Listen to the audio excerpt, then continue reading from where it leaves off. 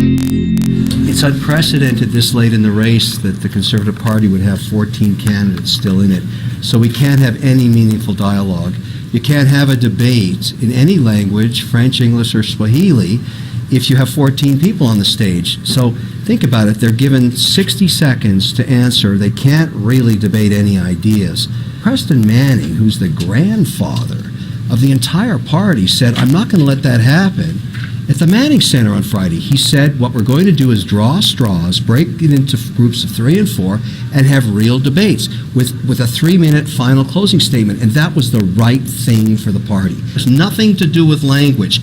It's the format. And if they're going to plan on doing that again, I will pay another $10,000 fine, and I will do exactly the same thing again, because what we learned tonight is the membership should be respected. They deserve it.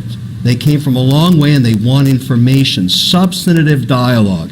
So if the party switches back to the Manning format, I will again participate because it makes sense, and I'll ask for my $10,000 back.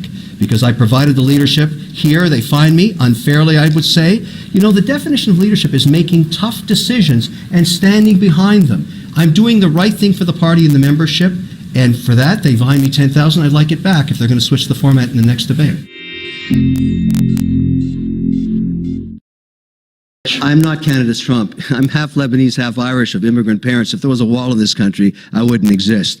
Those are not my policies, obviously. I mean, this is going to remain a country that's inclusionary. We've got to be able to bring entrepreneurs in here. As a matter of fact, I've been getting calls from U.S. tech companies saying, we cannot get coders from Iraq and Iran anymore. And some of them are the best in the world, very, very strong in mathematics and coding and AI, etc. Would you consider giving their families passports if we paid to set them up in coding centers? I like that idea a lot, and I would. The majority of people in those nations are peacefaring, and they want opportunities. We're a country that could be competitive as a result of the variance and volatility of immigration policies elsewhere. Total non-confidence vote in Rachel Notley's policies. What's really happening there is one of the largest balance sheets in the energy industry in the world is giving a non-confidence vote to the policies inherent today in Alberta. They're going to take that capital, take it out of Canada, redeploy it somewhere else where the government cares about energy, wants to have an energy policy that's a growth mandate.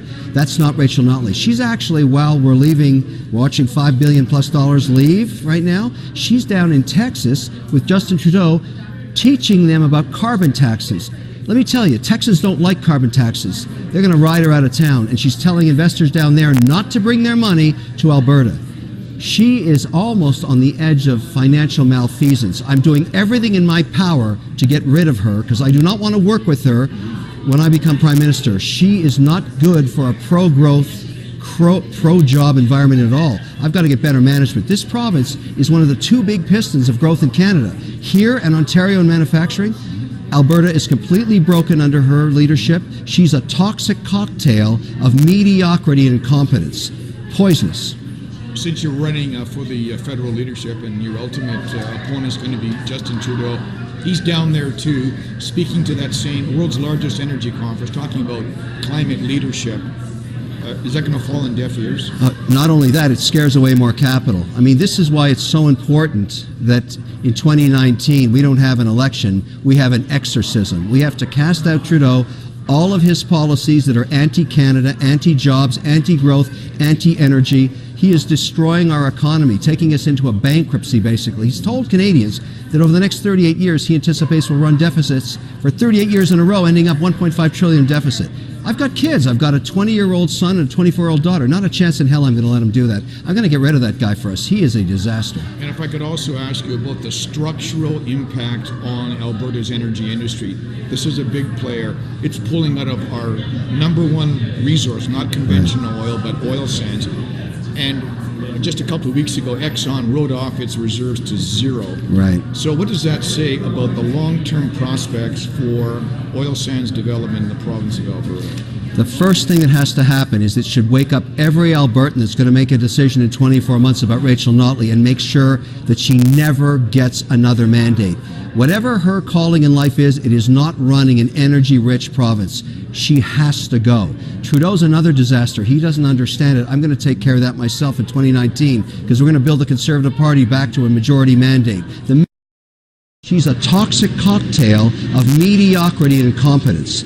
Poisonous. He's not one to mince words, and he knows how to grab headlines. Conservative leadership candidate Kevin O'Leary is leveling some nasty criticism at Premier Rachel Notley.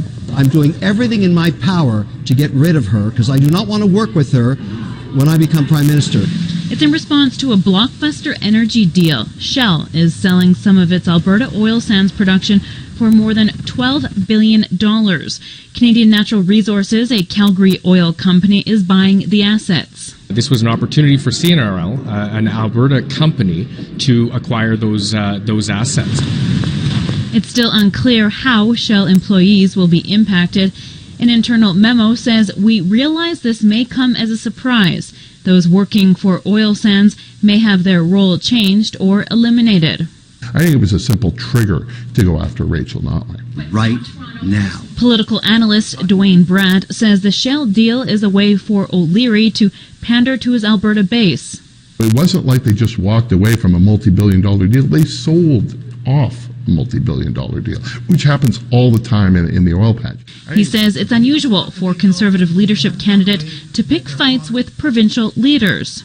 What other areas of provincial jurisdiction do you plan on intervening in if you become Prime Minister of this country? The Premier's office is not wading in. Instead, in a statement, says we are going to continue to focus on creating jobs, making life more affordable. But O'Leary is not backing down. Whatever her calling in life is, it is not running an energy-rich province. Kim Smith, Global News.